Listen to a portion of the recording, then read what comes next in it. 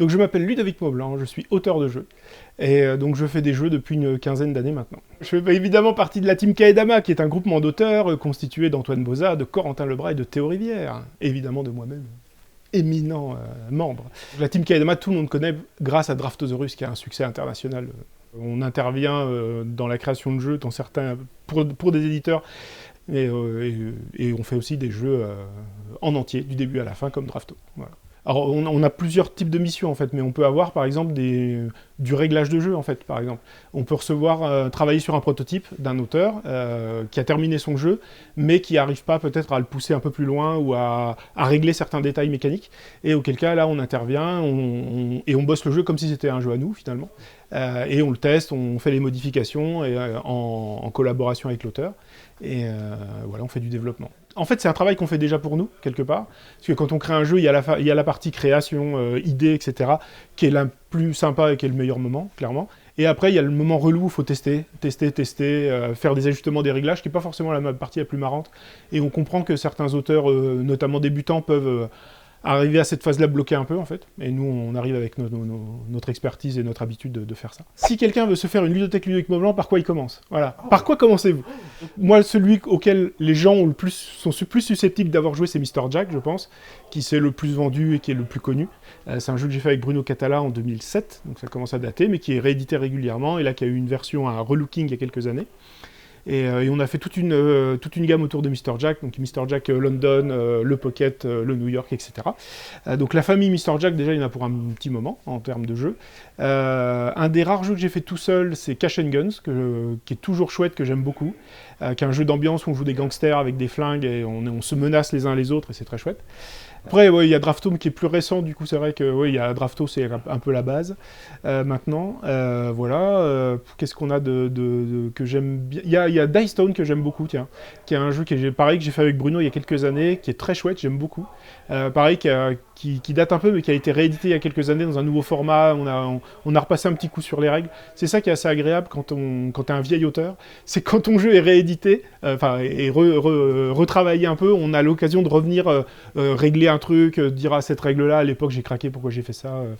Non mais là, typiquement, avec Bruno Catala, à l'époque, on avait fait Cléopâtre et la Société des Architectes chez Days of Wonder, qui est ressorti très récemment en Kickstarter. Par Morito Games, et donc quand on a repris le jeu, on a dit on a craqué sur des trucs en fait, c'est trop compliqué là, pourquoi on a fait ça? Et du coup on a retravaillé le jeu, simplifié, etc. à l'aune de notre expérience et de nos envies actuelles en fait. Parce que les jeux, des jeux compliqués que tu avais envie de faire à une époque, tu n'as plus forcément envie de les faire maintenant. Cash and Guns a eu droit à une nouvelle édition, j'ai poncé les règles, j'ai tout refait. Et les gens me disent « Ah bah non, mais j'ai déjà l'ancienne !» Mais non, mais jouez plus à l'ancienne. Si vous aviez un vieux Cash and Gun chez vous, jetez-moi ce vieux truc, achetez le nouveau, il est vachement mieux. Et 10 ans d'expérience dans les pattes, j'ai tout réglé, les problèmes. Non, mais c'est vrai, quand on sort notre jeu, évidemment, quand on sort notre jeu, on est convaincu qu'il est parfait, mais quand on a fait 10 ans dessus, on se rend compte que oui, il y a des trucs, il fallait les régler, quoi. Voilà. Alors moi, en fait, je me considère un peu comme un auteur à la retraite, je fais plus grand-chose, voilà. Mais il s'avère que de temps en temps, je fais des trucs, et donc le prochain truc, puisqu'on parlait de réédition, de vieux jeux qui reviennent, un des prochains trucs que j'aurai, alors je sais pas si c'est fin d'année ou ça sera début 2022, je sais pas trop, vous verrez, il y a la réédition de Cyrano, qui est un jeu que j'ai fait il y a quelques années avec Angèle, qui était ma compagne à l'époque. On avait fait ce jeu qui était sur la poésie, où on écrivait des poèmes, qui était un chouette jeu où on rigolait énormément, et qui a pas très bien marché à l'époque parce que c'est compliqué aux gens de dire hey, « vous allez écrire de la poésie ». Ils me font « non, on va pas écrire de la poésie », alors que c'est super drôle. Et chez Greux Games, ils adorent ce jeu, et ils m'ont proposé une réédition, donc on est en train de retravailler dessus à l'heure actuelle. J'ai fait quelques jeux là qui arrivent en fin d'année. J'ai fait avec Corentin Lebras, qui est un de mes comparses de Kaedama et qui est également un colocataire de la Cafetière, qui est l'atelier dans lequel on travaille avec Antoine Boza, notamment à Valence. Et donc on a un jeu familial qui s'appelle Bingo Island, qui sortira du coup, qui sera sorti fin 2021, on va dire. C'est un petit jeu familial où on réinterprète le bingo, ça on aime bien avec Corentin. On l'avait fait un peu sur Au Mont Château, où on était sur une base de bingo. Là, on est aussi sur une base de bingo, on va remplir une île. Alors, on est dans une ambiance un peu à l'Animal Crossing, parce que quand on a bossé sur le jeu, on était à fond Animal Crossing, c'était le premier confinement, on jouait à fond Animal Crossing.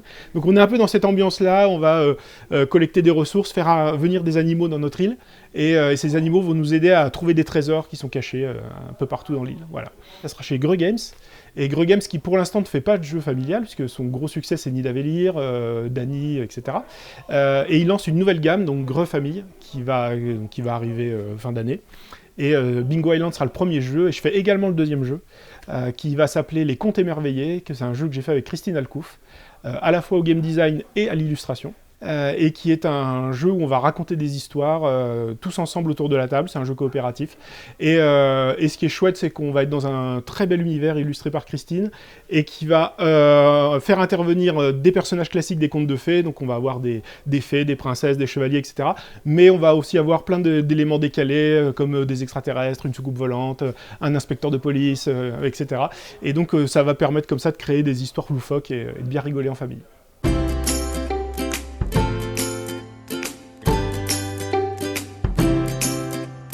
Dernier mot, je dirais que Corentin Lebras est le plus gentil auteur de jeux de société de la Terre.